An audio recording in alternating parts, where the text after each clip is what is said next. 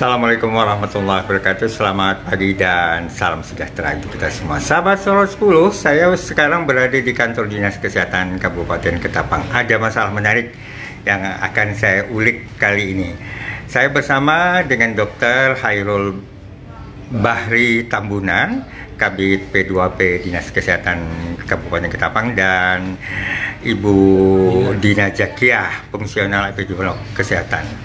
Nah, kita tanya-tanya, saya ingin menanyakan tentang meningkatnya kasus orang dengan gangguan jiwa di Kabupaten Ketapang, atau yang biasa disebut ODGJ. Pak Hairul, memang ada peningkatan yang cukup signifikan di Ketapang? Iya, Pak Dirjen. Jadi memang ada peningkatan yang tadinya 700-an, sekarang sudah 997. Ya. Di 20 kecamatan, 24 puskesmas data yang sudah kita terima.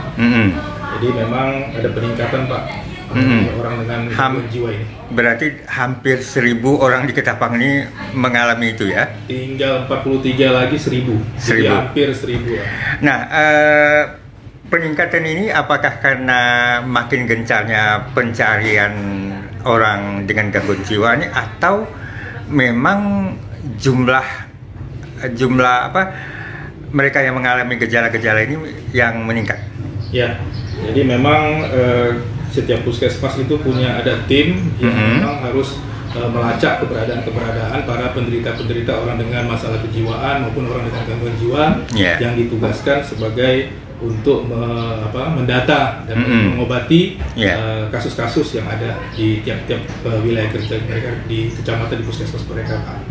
Sehingga terdapatlah data ini per puskesmasnya dan diakumulasi menjadi 957 orang dengan gangguan jiwa. Ya, kalau dari jumlah kecamatan mana nih, yang puskesmas mana yang paling tinggi jumlah orang dengan gangguan jiwa ini? Oke, kalau untuk dari puskesmas ini kita lihat ini ada di Tuan-Tuan, Pak. Dia berjumlah 96 orang. 96 orang? Iya, di Tuan-Tuan inilah yang paling tertinggi untuk gangguan jiwa. Kemudian yang paling kecil Tanjung Pura hanya 1. Di Tanjung Pura? Ya. Yang kedua di mana nih, Pak? Kalau yang keduanya ini kita lihat dari ODGJ-nya ini ada di Kedondong, Pak.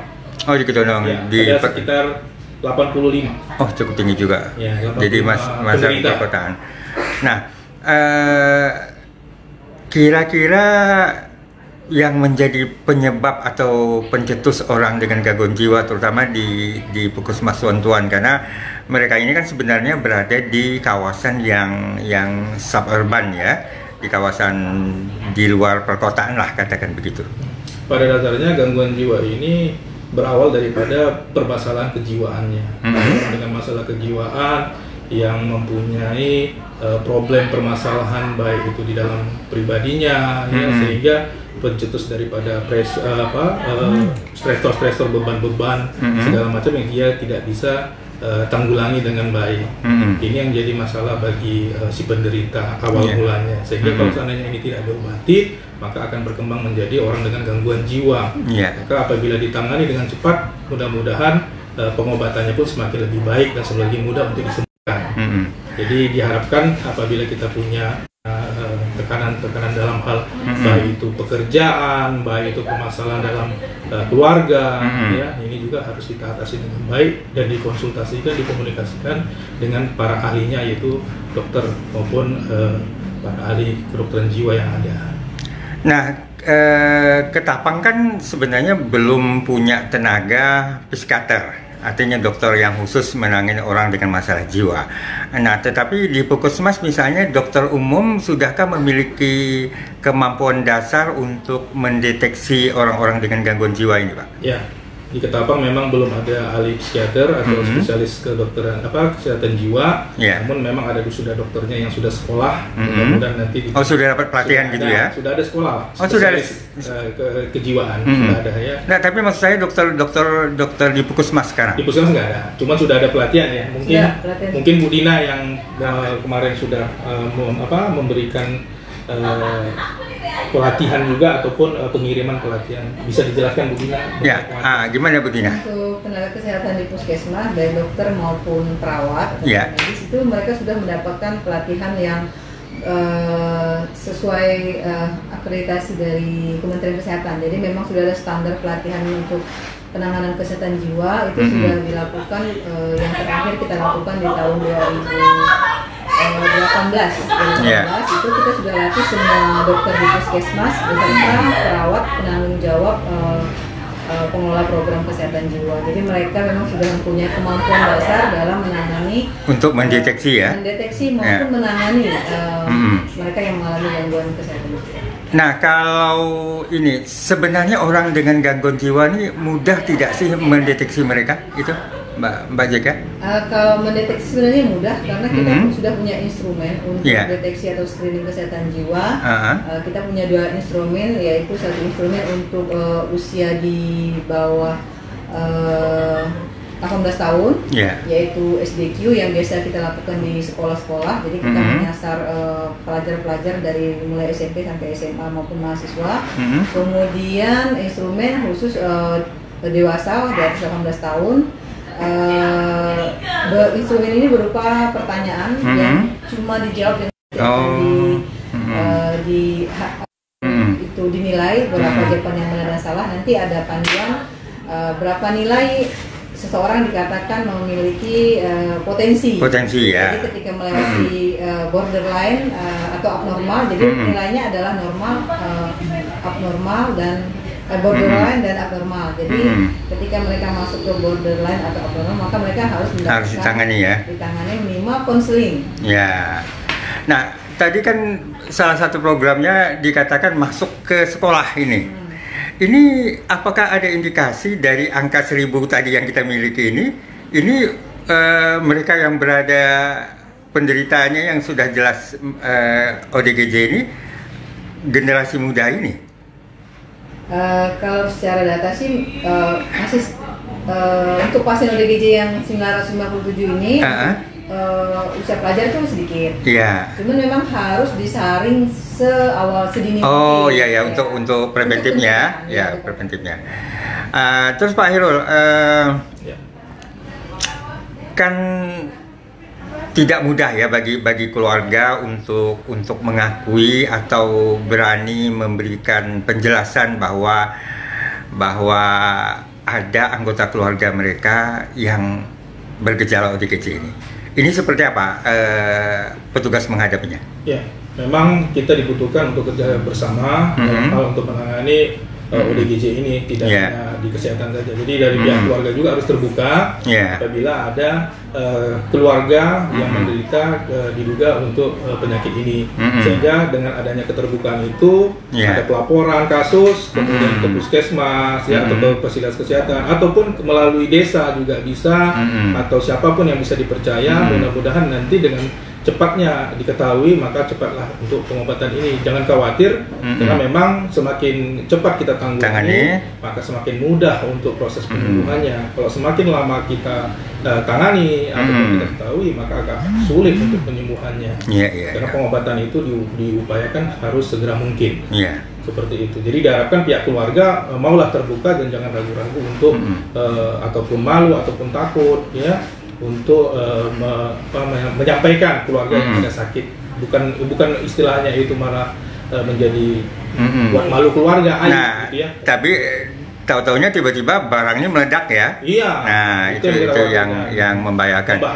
Seperti informasi yang saya dengar bahwa kasus yang terjadi di Hulu Sungai kemarin itu ada indikasi ODGJ.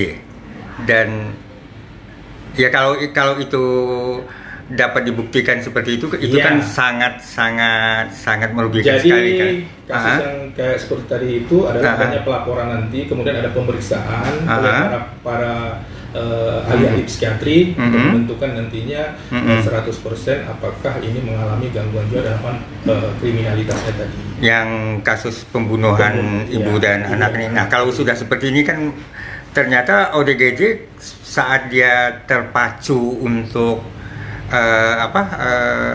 mendapat serangan itu dia tidak melihat siapapun ya, sepertinya. Karena memang ODGJ yang sangat merugikan ini biasanya berhubungan dengan halusinasi, baik halusinasi dalam hal visualisasi, penglihatan ataupun auditorik, pendengaran yang membisikkan hal-hal yang tidak baik sehingga dia merangsang mengikuti untuk kegiatan melakukan tindakan-tindakan jahat tersebut. Inilah yang ketidakstabilan untuk pada jiwanya pada si penderita ini.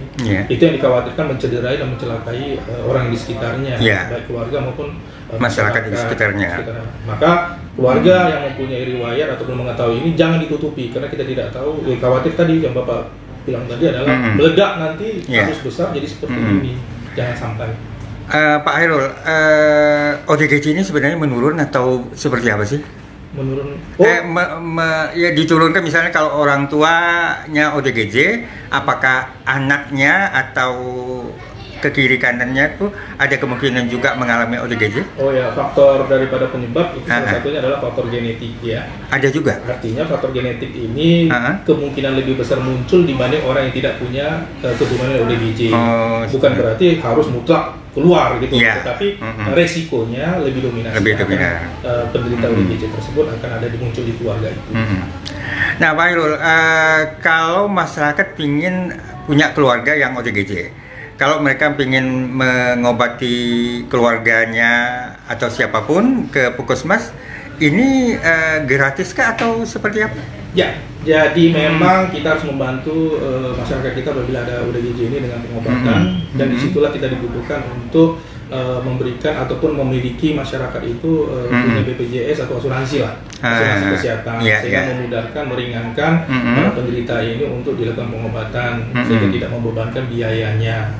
Jadi dianjurkan ya para penderita ODGJ tersebut harus memiliki BPJS.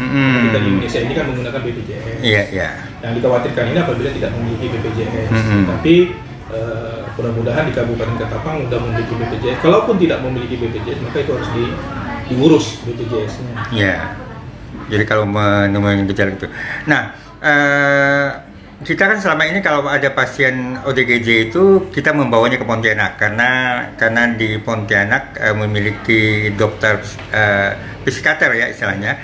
Nah, Ketapang ada tidak rencana untuk semacam klinik atau puskesmas orang dengan gangguan jiwa yang akan dibuka? Sip, Pak, pertanyaan bagus, tapi saya silakan Bu Dina ini lanjutan biar lebih keren lagi. Sip, Bu Dina. Memang sudah menjadi wacana, jadi kami berencana untuk mengoperasionalkan puskesmas rawat jiwa di ex puskesmas Tuan-Tuan. Oh, yang pokoknya kan yang udah tempat baru. Puskesmas kan sudah pindah ke bangunan baru, jadi bangunan yang lama ini rencananya akan dijadikan tempat perawatan orang dengan gangguan jiwa. Jadi nanti rawat inap maksudnya? Rawat inap. Jadi ini akan menjadi salah satu bagian layanan dari puskesmas Tuan-Tuan, di mana nanti akan rencananya akan diupayakan untuk beralih status menjadi puskesmas rawat inap, tapi khusus perawatan orang dengan gangguan jiwa. Tetapi kemungkinan operasionalnya bisa, kalau tidak bisa tahun 2023 bisa 2024, tergantung anggaran untuk operasionalnya apakah. Anggaran operasionalnya ini dari APBN, APBD. Iya. Wah, berarti teman-teman. Karena ini menjadi salah satu bukan layanan wajib, tapi menjadi inovasi lah sebenarnya. Untuk layanan khusus ekstra untuk karena mengingat Kabupaten Ketapang ini secara jarak ya untuk ke provinsi Pontianak jiwa di Singkawang itu lumayan jauh, dan jumlah ODGJ yang besar ini lumayan tinggi untuk di 14 kabupaten kota di Kalimantan Barat. Jadi mungkin salah satu alternatif untuk mendekatkan layanan untuk jadi tidak semua pasien ODGJ yang dengan gaduh gelisah maupun dalam fase amil ini harus kita langsung rujuk. Karena memang karena anggaran juga untuk rujuk ini juga memerlukan biaya yang tidak sedikit. Cukup besar ya. Cukup besar, dan rata-rata dari ODGJ ini adalah dari keluarga yang tidak mampu. Kalau harus mandiri, tidak dibiayai pemerintah, kan ini jadi menjadi beban bagi kita kalau harus rujuk terus. Walaupun memang dari 957 ini ODGJ ini tidak semua yang pernah dirujuk. Jadi kami biasanya penanganan awal ini adalah dikonsultasikan via telepon ke psikiater di Pontianak ya. Nanti kami lanjutkan penanganan. Nah, untuk beberapa kasus yang tidak berhasil ditangani tingkat puskesmas, maka itulah pasien yang kami rujuk ke rumah sakit. Dan itu pembiayaannya oleh daerah ya, ditanggung daerah. Untuk biaya merujuk itu selagi masih tersedia di anggaran kami yang merujuk, tapi ada juga yang dirujuk secara mandiri oleh keluarga. Tapi ini hanya untuk biaya perujukan. Sedangkan untuk biaya perawatan itu harus dibiayai oleh BPJS. Bukan harus ya, tapi sebaiknya dibiayai oleh BPJS karena biaya yang cukup besar.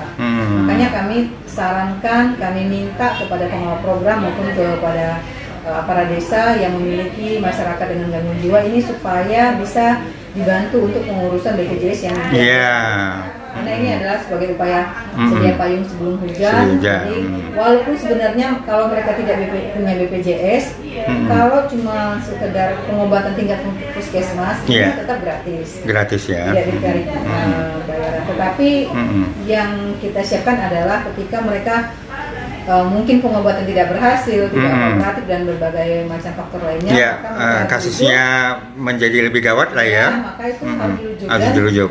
Biasanya rumah sakit ini BPJS ada persyaratan itu. Pak Hairul, bisakah orang yang sudah mengalami ODGJ ini kembali dalam tanda kutip normal? Ya, bisa Pak. Tapi butuh dukungan juga. Jadi pada saat kita sudah mengobati pasien-pasien ini, maka sudah ada penyembuhan, ada perubahan dengan ke arah baik, sehingga dia bisa melakukan aktivitas segala macam. Namun dari pihak keluarga itu mohon dukungan ya, baik itu dengan rutinitas untuk minum obatnya, pihak sektoral ya, baik itu Forkompimcam dan lain-lain ya, untuk kegiatan-kegiatannya. Karena memang jangan sampai ini kembali kambuh lagi dan jangan sampai ini penderita menjadi termenung, ya bingung, ya nggak ada kegiatan dan diskriminasi ini yang sangat dikhawatirkan sampai terjadi, ketakutan segala macamnya. Karena memang bisa, karena itu tugas kita bersama yang untuk mendukung agar penderita-penderita ODGJ ini kembali ke masyarakat dan bisa membawa dan bisa melakukan aktivitas dan produktif kembali. Itu yang paling penting ya. Kita pentingnya. Makanya Pak, satu lagi tadi seperti yang Ibu Dina katakan tadi, mudah-mudahan dengan adanya Eksernas Tuan-Tuan tadi ini berdiri, nanti pelayanan rawat inap atau rawat jalannya kesehatan jiwa ini, mudah-mudahan usulan anggaran yang kami usulkan untuk operasional dari sudah diusulkan? Ya, kami sudah masukkan, mudah-mudahan itu direalisasikan, diterima oleh Pak Bupati, karena Pak Kadiskes, Kepala Dinas Kesehatan Pak Haji Rustami SK Menkes mendukung ini untuk dilakukan itu demi kebaikan untuk masyarakat Kabupaten Ketapang kita, Pak. Dan mudah-mudahan teman-teman di DPR juga menyetujui, harus menyetujui ini. Kalau kita lihat, waduh, cukup besar angka hampir 1000 ini. Pak Hairul dan Ibu Dina Zakia, terima kasih atas kesempatan bincang-bincang Sorot 10 dengan Bapak dan Ibu. Yasmin Umar melaporkan untuk Sorot 10.